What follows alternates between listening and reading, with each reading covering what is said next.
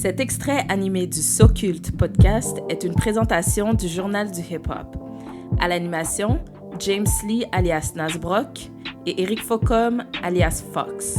En entretien avec l'invité de la semaine, Farfadet.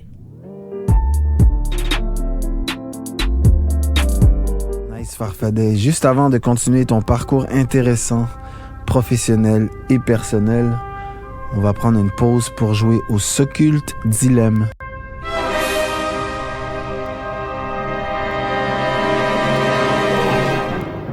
Yes.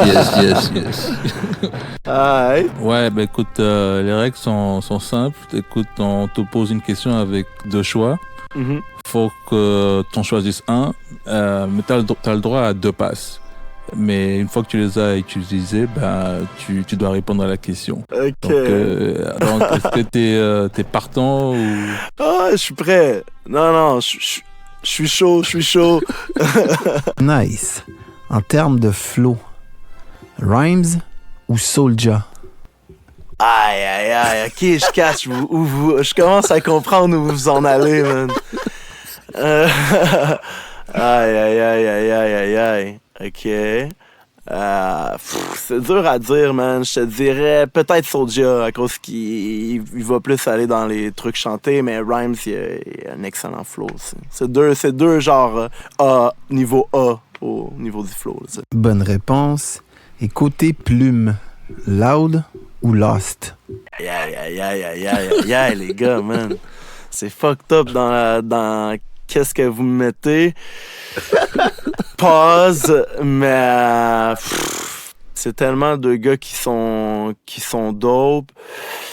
J'irai avec Lost, mais tu sais, Loud, c'est vraiment un petit edge, là. Puis c'est des goûts personnels. Les deux, ils ont des plumes de fou.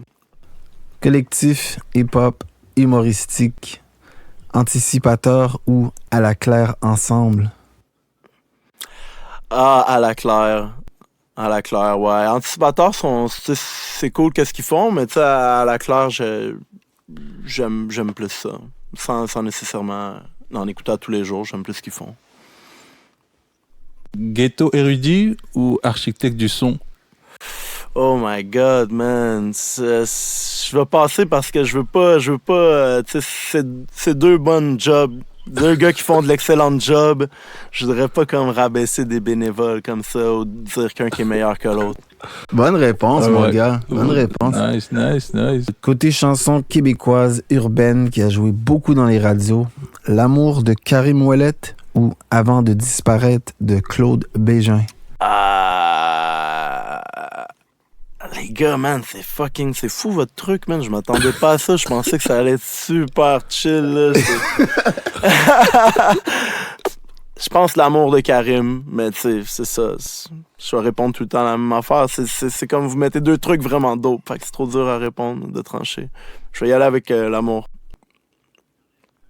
En termes de voix, Myriam Sassi ou Marie-Mé?